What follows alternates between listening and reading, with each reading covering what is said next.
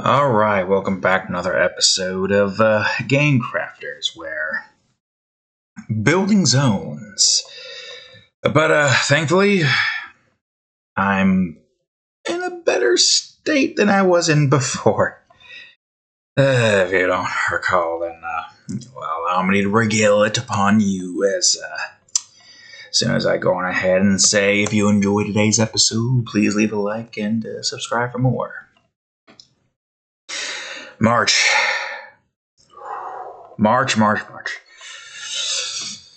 I got it done with. I had to push Nova Guardians into the next limitation period, into the next month of April, which means tomorrow I am going to be, or tonight technically, I'm going to be working on the next episode, and but after I record Painkillers. But I was able to get Laughter Academy done with, and a quick Ore drawing done with, all within the span of a regular work hour.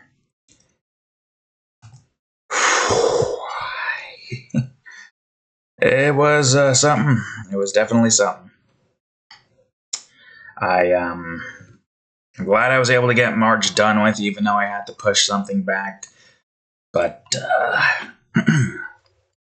so far I'm keeping up with the timed instances that I've already planned for myself. Also, let me just check. I didn't zoom in here. Let me just check it out here real quick. I mean, we could probably start moving this in a little bit, I guess. Why not? Make it like a bit wider. So I just got done with posting a criteria region drawing, which, basically means that now all we gotta do is just get Nova Guardians finished, followed by hopefully soon after, but not like too soon after, because I don't think I'll have enough time to get that posted. Lustful Horrors standalone story. That one I'm looking forward to, because it's basically just a nice little one episode story. And yeah, that's what I'm looking forward to. I'm definitely doing a little bit better now.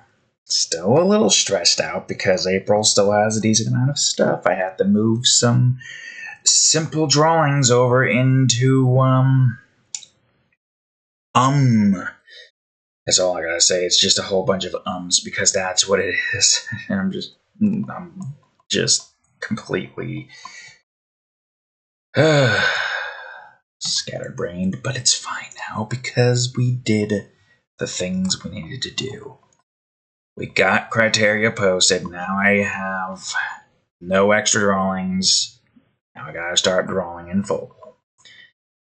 And that's gonna be Nova Guardians. I'm looking forward to it, because this next episode of Nova Guardians and the next one after that is a pretty insane and epic one. And I can't wait to showcase it. For a few obvious reasons. So, yeah. When that comes, oh boy, am I going to be very excited writing that episode up. Anyways,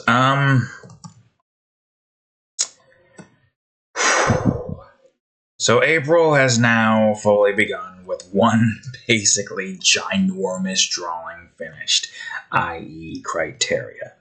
And you know criteria, you know how big that series is. It's huge. It's insanely big. It's probably way too big with the amount of things that I gotta get done with, but what can you do? It is what it is. And what it is basically is so many things. If I were to describe criteria as a whole, I would say it's about a week's worth of work. Of actual work. That's the kind of feeling I feel when I work on criteria. And we got the warp room drawing set up too. The drawing itself didn't take that long. Though granted, I was kind of pressed for time, so I didn't really get to do too much in it, unfortunately. Also, I think these are evens. There we go. Wait. Here. 1. So, yeah, as I was saying, we got that taken care of. We described an entire warp room, levels included. Which is interesting. How long it took to get basically 5 levels exclaimed. How close we were to reaching the maximum limit that DeviantArt allows in terms of description size, being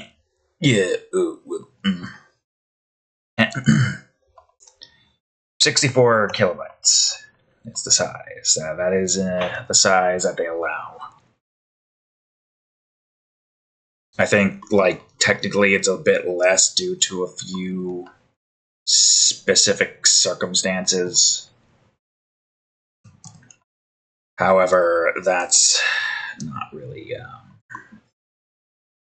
the issue here. The issue here is that the Warp Room series seems to be taking a similar approach to Nova Guardian's lengthy description writing. You know how big Nova Guardians is. You know how big that is. The entire series is so completely different from anything else that I have made so far in the 22-minute Read and Imagine department, where it basically has its own chapters per episode. At most, it seems like we get 4 chapters at most, with usually the first and last chapter, at least as far as I can tell, both of which being short, while the main meat of the episode is in chapter 2 and let me just make sure, okay, with chapter 2 and 3, depending on the situation at hand. Sometimes 2 is a little bit shorter and 3 makes up a large majority of it. It depends on the episode, depends on what's going on. And that's pretty much that in a nutshell. Of course, now with the Warp Room series,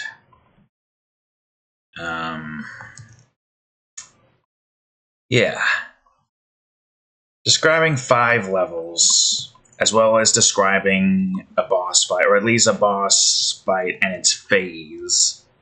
Not like actually going out of the way to do, describing the direction of the boss fight. It's basically just like, this is what the boss does at this particular junction. This is what you need to do to beat the boss. Here's some new things in this new phase you unlocked after getting 1 hit point off on the boss. That kind of stuff, Simple stuff, really. So that was basically all that was. And yet it took a lot of effort to get done. Like a whole lot of effort to get done. And it was insane just how much effort went into getting. I thought I copied block. I'm sorry. I thought Control-C allowed me to copy the thing that I was highlighting. Hold on. You're not doing the thing. There we go. So that was a brief description of the Twitter and Instagram post for Criteria. Ancient Undergrowth. If you want a rundown of what that was, it's basically underground jungles. Alright, how much is left on this department? A couple left here, it would seem. I'm going to see if I can't go close to an hour. At most, I'll probably stop at 5 if I'm paying attention to the clock, but I have my timer. So... No, you fool. I have my timer set for an hour. So, assuming I'm not fully paying attention, yeah, I got that covered. Alright, ye little feet. Alright. I'll just grab one of you since it's easier to just do that. Whew. Also, I have taken another vacation that's going to occur in these 3 days here, just to try to hopefully give myself enough time to finish some stuff, but also I really needed another vacation.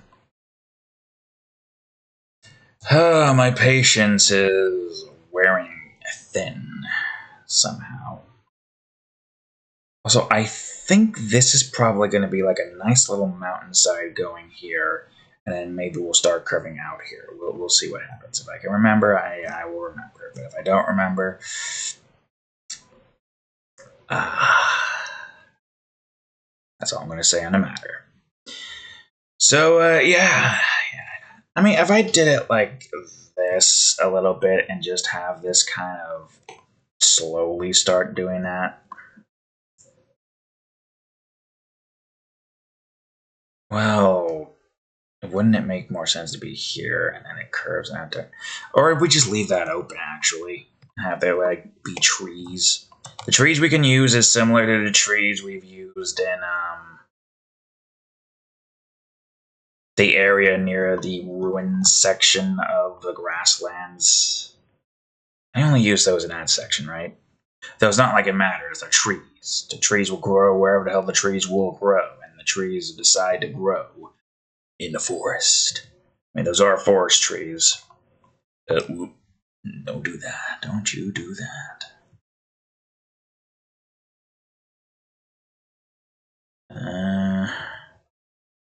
Yeah, there we go. Yeah, I probably should get this bit here too, shouldn't I?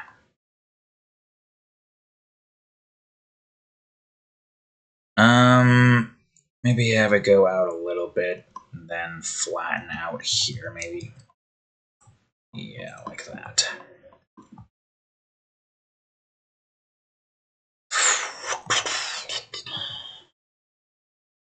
Man, I'm so tired. As per usual, here I am, yet again. Very tired, wanna lay down and relax. Oh, am I so tired.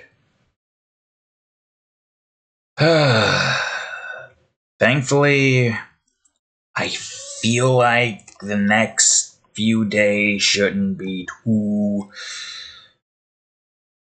force me to want to stay up to get this stuff done with kind of deal. Like, I kind of wanted to do this sooner so that I can immediately start working on criteria, but I decided to make chicken cordon bleu. And you know what that means. 30-something minutes of cooking in the oven. 31, 33, depending really. 20 minutes to cook. Take out the oven to put salt, paprika, garlic powder. Which, funny enough, I really started liking paprika and everything other than deviled eggs. Oh, I attempted to make deviled eggs at one point. Somehow failed miserably. I guess the takeaway from this, never listen to Google's AI. I thought 8 minutes was a reasonable time frame for hard-boiled eggs, but I don't know, maybe just there's something different. Maybe I didn't boil the water long enough. maybe I just need to go balls to the walls with the boiling process. I don't know. Either way, I failed it once. Will I attempt it again at some point? I do have eggs. Though I need to make sure that I have a lot of fridge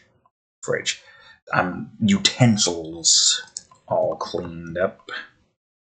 Tomorrow, or tonight I should say technically, because that's the time frame of which this is going to be posted, and then in like 10 and a half hours from now of the video's posting time, I shall be having some chicken cutlets, most likely with same thing with the chicken cordon bleu, salt, garlic powder, paprika, that kind of stuff, with a side of fries.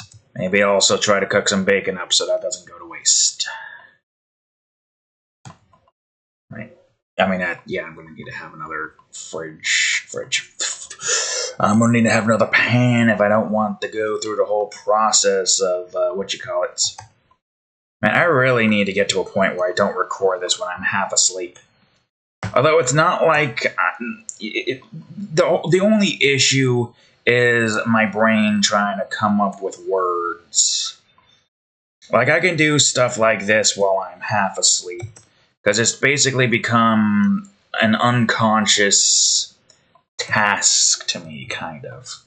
Like, I'm not really putting too much thought into doing this. It literally has just become muscle memory at this point. Muscle man. And whatnot. So, for the most part, I am not really... In terms of speaking, yes, I probably should not record this while I'm half asleep. Because otherwise I'll be saying mumbo and or jumbo. Cat forbid I say both. And also I probably would have less pausing. That wasn't on purpose. I literally was trying to freaking figure out the word. Less pausing. Because I'm that tired. I already got my lunch made, so basically all I gotta do is when I'm done recording this, I go on ahead, post it, and get ready to go to sleep. Sleep is an important thing, but my cat, do I not have the strength to force myself to sleep. There's just so much to do in the day, not enough time to do it. And so I sacrifice sleep just to be able to get the time to do it. But that's not healthy. But also, when else am I going to get the time to do it? When you live like 20-odd something minutes away from work, you basically spend, if you get up at 12, 2 hours before going to work, 8 hours at work, 10 hours in total so far. Now you take a half an hour to go back home. And in my instance, since I'm alone and I don't really have much to do, just make dinner, watch shows. And that right there is a total of 11 hours or so. Sometimes a little more. And that would only lead me with from 11 to 4. Yeah, 11 to 4. 5 hours. 5 hours to create. Sometimes leading me to stay up past 4 till 5 to get 6 hours instead. And on top of that, it does feel as though time is moving way too fast. while I'm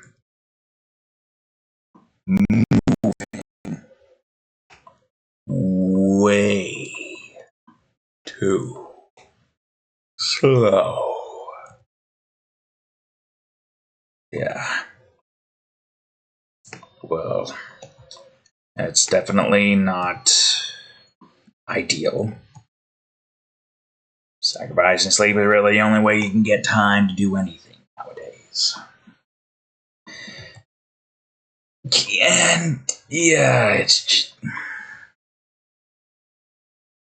I probably shouldn't have 12 drawings a month plus whatever the hell is needed to be done with the thumbnail and all that stuff. I probably should do that, so this is just not a random space closed up. Yeah, I would say that is that's probably a major reason as to why a lot of my sleep has been sacrificed. Just so that I can keep up with the massive amounts of complex drawing I've got to do. Though I would say reducing the amount of complex drawings I have to make would probably help a lot too.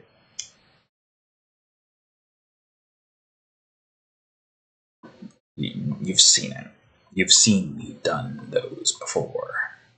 You've seen how complex they can get. Okay, that is definitely not. It does get complex. Especially since I have a series that has like 10, soon to be 11 women needed to be drawn in one drawing. I don't know why I decided this. I could have just been like, you know what, I'm gonna do this one instead. I'm gonna hold off on the other one, maybe at a later date. But I just had to do it. I just had to do that. Now we got the Warp Room series on top of that. Then I just had to make another one that basically is the same length, writing-wise, as Nova Guardian.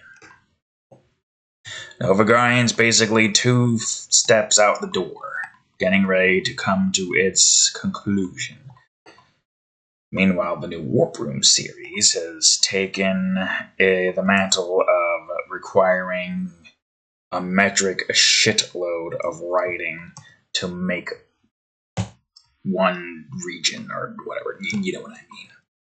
You know what I mean. It is a big undertaking.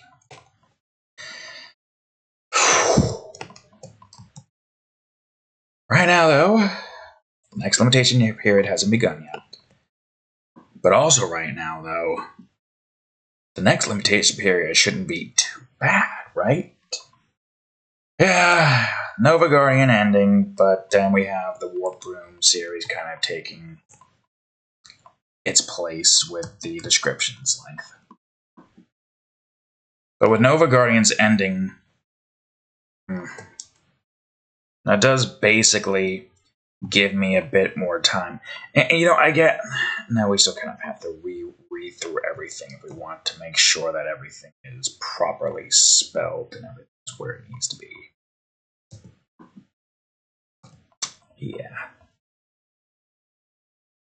I mean, I would say, at least with that, there isn't really much of a reason for me to worry too much about positioning of certain things. Only when we get to the point where we need to, remind ourselves, oh, this is a Thor secret area or something. Wait, but is that even necessary at that point? At that point, we already know, hey, this is what is required. This power-up goes here. And we already know that we were going to have this power-up here anyway, so there's no concern. Right? And, yeah, I would say that's one good thing. I don't have to worry about continuity with that. I guess there's a tiny bit of continuity, but not by very much, I would say.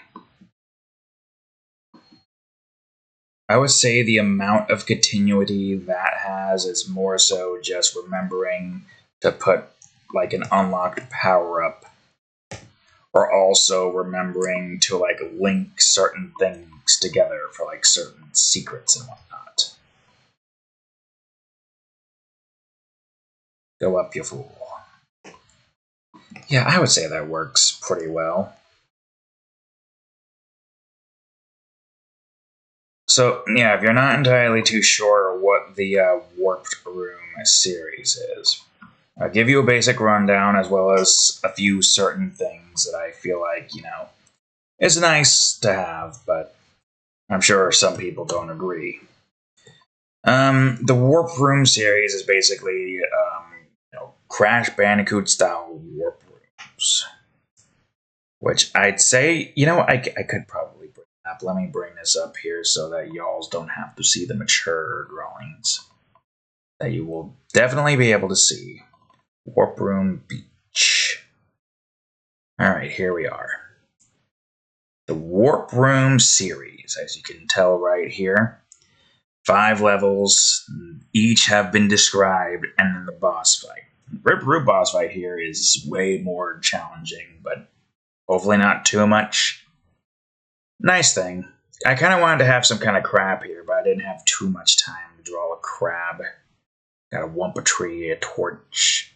So basically, this is the warp portal's like indentation. This still has the UI, so you don't have to like worry about figuring out which one goes where. Like from top to bottom, left to right. This is the first level, so on and so forth. Same thing with this. And this one, well, just left to right. Simple as that. This was basically a boss key, nice little collectible to unlock a next warp room. Just also nice to have like some visual representation that you've completed the boss fight by having the collectible there. And as for this is a time gem, which you get by collecting all 5 of these gold relics. Not sapphire, gold or above. And I think the main reason why I had this thing made was because since this is basically just hypothetically the longest Crash Bandicoot game ever made, hypothetically speaking, like remember, the whole purpose of this is to make warp room designs. For the most part. So, I make a bunch of warp rooms, the numbers don't reset, and theoretically we can get to warp room buttons that have 3 digits on them. There's no secret warp rooms. Which means there is no, like, little platform that takes you to, a secret 6 warp room that basically requires you to collect all of the relics to be able to unlock all of the levels inside of that. I would say that's where the time gem comes into play after thinking about it some more. Though at that point the relics just like become filler. But you know what? I think that is fine. I would say it's better than Crash 4. At the very least. Because Crash 4's gems is quite literally the definition of filler at that point. Like seriously. There's 3 gems for Wumpa fruits. Like, okay, I can understand maybe wanting to have a Wumpa fruit gem, but why 3? And why even have a 3 deaths or less gem if you have a perfect relic?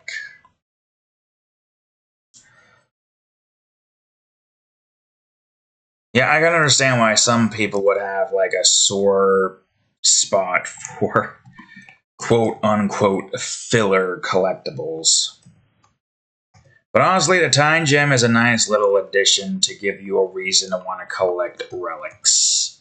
If the relics are no longer used as a means to unlock new and probably terrible levels. I don't remember whose video I was watching. It might have been Catacaris, but I don't remember. But apparently somebody ranked Wrath of... No, I don't think it was him. I think it was somebody else. But I imagine he probably has the same thought process here. Somebody ranked the Wrath of Cortex levels and like the worst and what do you call it? And the ones that he ranked are all, not all, but at least a large majority of the relict levels in Wrath of Cortex. Which I vaguely remember 100% in that game. I don't remember any of those levels, despite having gotten 100%. And having looked at them now, I guess I can understand why I don't remember them, because my brain purged them from existence. But then again, I was a child back then, so my memory is already shite as is and is selective. If I'm not constantly thinking about something, like, some of the characters' names from my series I've completely almost forgotten, because I haven't really been thinking about them too much. And also, they're not as important as some characters.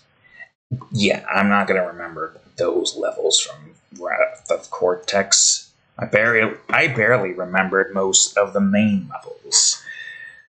I'd forgotten that there was a factory level. Some fire factory level, I'd say.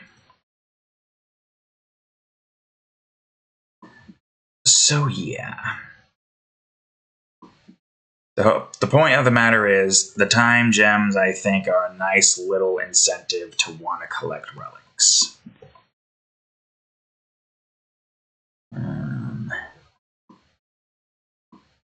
I don't know what... that's fine. No, that's not where I wanted to go. Anyways, for the most part, while that is going to be a fun series to just like work on, building my own hypothetical Crash game, which I think ideally I'm, I don't want to spoil the name too much, because I want to like get to the part where we like make those particular warp rooms, and there's a chapter name in it too. I don't want to spoil it too much, because when I get to a very specific chapter, that's where all of it's going to be out there in the open. My plan basically is to just build, levels using the themes of the original series and see if I can't make them anew. Some of them challenging. There's this one really challenging gem in the third level, the secret gem, I should say, that requires a little bit more quick, precise platforming. That's essentially the idea there, Little challenging area for one secret gem. That one required skill. And, yeah. I guess I think I can remember it via, enough to describe it. So basically, after like the first checkpoint, you will go down a series, because this is the native level, so remember that theme. If you know that theme, imagine it. If you can't imagine it, describe it in your head. Native, that kind of stuff. Plants, monkey. Anyways, I'm going to be describing to you anyway, so you might as well just let me do the work for you. So yeah, you get to this instance where there's a monkey rolling around. You jump on the monkey's head. In the background, you'll see that there's an opening in the space you can go through. This basically allows you to skip most of the level if you go left. But if you go right instead, you'll come across an iron arrow crate. Wait a minute.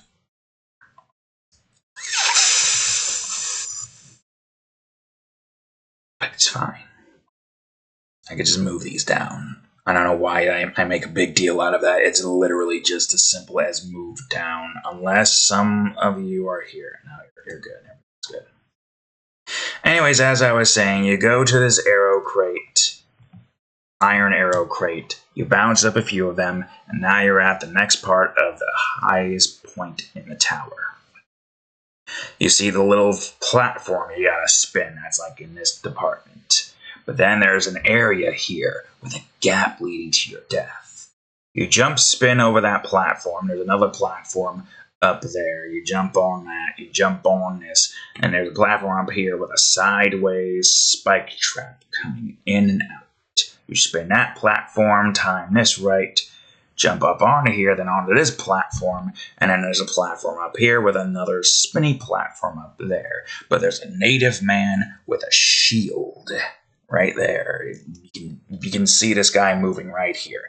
He's on that platform. You spin that, jump up here, quickly jump over to that platform.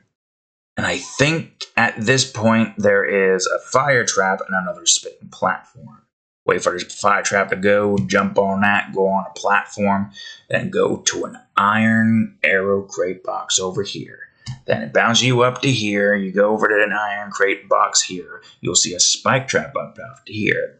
That's right here, on your bounce crate, right there, the highest point. And you go over there. It's there to warn you, because if you hold X, there's another spike trap up there, which right now, you can basically go up and down and wait for that to go. Then hold it, go up to a crate, jump up there, and either to the left, I think to the left or right, whatever one. There's now a fire trap there that you can bounce on top of. Wait for that to go, then bounce on that fire trap, go on to another crate, and then on the platform is where the gem is. And that's the third level's gem for some reason. But I think that's just mainly because I wanted to have a more skill-based secret gem where you could get it with the lack of power. Because remember, I don't know if I told you this, Crash loses all of his powers because Dr. Cortex fired some kind of laser beam at him. And at that point, you're only able to run, jump, and spin. Basically, you're brought back to the first game's movement control system.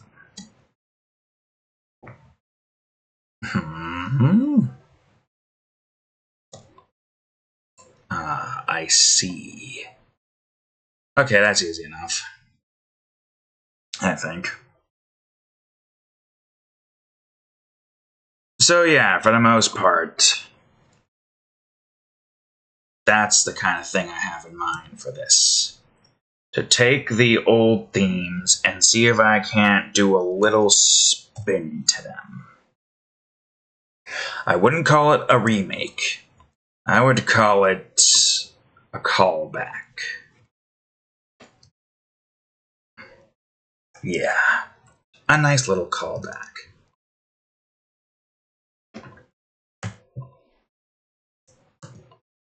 Alright, now we gotta go on ahead and do all this sheesh. I'm hoping I can get at least this done with, but we'll see. So, yeah, for the most part, that is what we did. We went on ahead, got those done with. So I guess what I can tell you is the first level is a beach level. Like an actual full-on beach level. It's not just a small portion of the beach that goes into a smaller jungle section. No, it's an actual beach portion. That of which, has like its own set of obstacles, similar to what it was beforehand, but it's like built differently. It's got a nice little side. That guy in his fucking car, every time he goes to work, he does a Jesus fucking Christ. I bet you a lot of people aren't entirely happy about that guy, and I don't blame them. Almost 5 o'clock over here. 5 o'clock in the morning. Although I've got a fan on that basically blocks out all the noise as I am sleeping, so I'm mostly good for the most part. I can't imagine everybody else is good. They're probably steamed. I can feel my voice going. It's becoming coarse. Ooh, that coarse. Anyways, the second level is the jungle level. Nothing too special there. The only instances that are of note is that there are sideways sections. Now, you're probably wondering, well, what difference can you do with the sideways section? Well, there is one segment that I kind of like the idea. Wait, I thought you were. Okay, never mind, it's fine. There is one section I like the idea of, basically. It's just a bunch of rolling boulders, or at least a couple of rolling boulders, that are going around in a loop. Hard to explain it, but I guess here's your sideways view, and here's the rolling boulder loop. There's like a platform, an indentation here, where it's just like flattened out, goes up a bit, and then goes back. So it's like vroom, vroom. So you get to see like rolling stones moving through. Then they're slowly going up and going back in, and slowly going up and going back in. And that's how I would handle doing rolling boulders in a sideways section. Are you fucking kidding me, man? I thought there was another even, and I thought this was... it's fine. It's fine. Everything is fine. I'm too tired for this, but it's fine. So yeah, that pretty much was that. The Native Fortress level was simple enough, really. You already heard the secret gem there. Which is technically, yeah, it is a secret. You can kind of see the the iron arrow crate in between, like, fences and whatnot. For the most part, at least. Then the next one is another boulder level. So this boulder level kind of like combined certain aspects of some of 2's, I guess, chase levels by having like some enemy moving away from the boulder. Because I don't think the first one had that, did it? It basically had the skunks in the jungle essentially running away from the boulder. Some little like parkour moments that you can choose to do, but if you don't want to do them, the boulder will destroy the box, so you don't have to worry about doing that. And yeah, that is pretty much what that one was. Again, nothing too big. This one is mostly meant to be like a nice simplistic setup, giving us the as it is. Then, of course, the fifth one is the stream level. Now, I would say the one things that I kind of like here is trying to incorporate bonus rounds.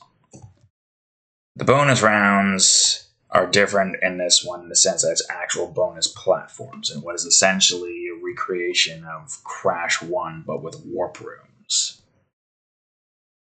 Because, yeah, that is kind of what it is at that point, right?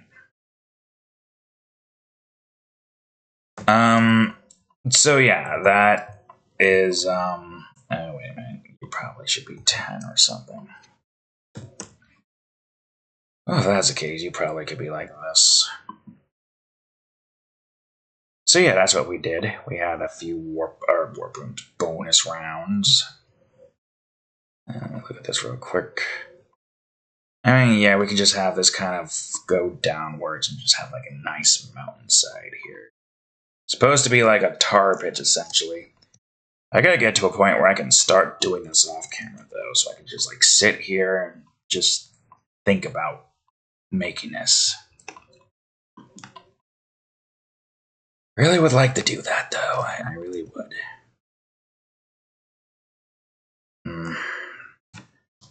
I mean, even though there's like 15 minutes left, I think after I'm done with this, I will probably call it there because I am tired and I would like to at least try to get some level of sleep if possible. I mean, if it's not too much trouble. Oof, man. Boy, are my eyes tired. Ha. Okay. Yeah, and that's pretty much that for the most part.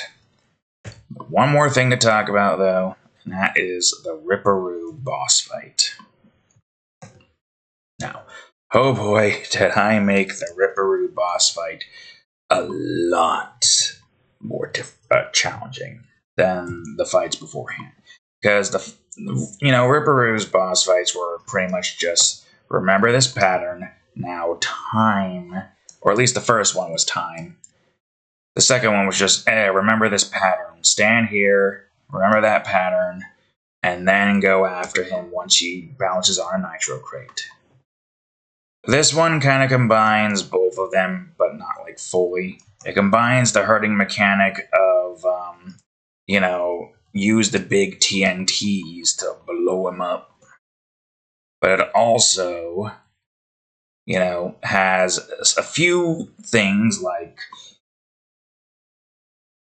when you blow him up in the first one, he goes like in an X pattern. So like starts here, boom, boom, boom, boom, boom. It gives you enough time to get the first hit immediately, if possible. He then starts, following completely different patterns now at that point. But all the patterns kind of go in a specific order where you can kind of guess which one he's going to do next. Because the patterns are like, moving in a different system. So like, for example, he has an hourglass pattern where it's like moving in the shape of an hourglass. Remember, it's using 9 platforms similar to the first boss fight arena, but it's in the beach theme this time. And as he goes around the platforms, he leaves behind a TNT crate that blows up. It can't hurt him, but it can hurt you. And it can blow up the big TNT crate, which could help you or harm you. It depends really on the instance at hand. So some patterns he can kind of link into the next one, and he won't repeat the same pattern twice in a row. In other words, he won't do hourglass 2 times. Okay, you know how that works. Then, of course, there is the waves. The ocean waves basically occurring that pushes the TNT, the big TNT crates, as well as crash in the water. You basically jump over them, and then, boom, that's taken care of. The third one basically adds more patterns, reverses some, has him go faster, and now has tidal waves that cover up most of the area where you can't jump over them. But the ones that do cover up the entire area has some spots that are free from being touched by the tidal wave. Just gotta know which one goes where. At that point, you do that one more time, blow up Ripperoo, and then boom, you get your warp key and move to the next warp room. Nice and simple. Alright, well, I'm glad we're making progress, but my god, I really want to get even more progress done with. I need to get to a point where everything is caught up and I can start doing more of this stuff off camera. But for now, I think that's it. I'm too tired. I gotta call it there. So thank you all for watching today's episode of Game Crafters. If you enjoyed it, please leave a like, subscribe for more, check out that playlist. And of course, previous episode of Game Credits right over here. And the most recent episode of Raft ROTC Edition. Raft gets a new update right over here. Indeed, totally. Anyways, thank you for watching. I'll see you all in the next episode. Later.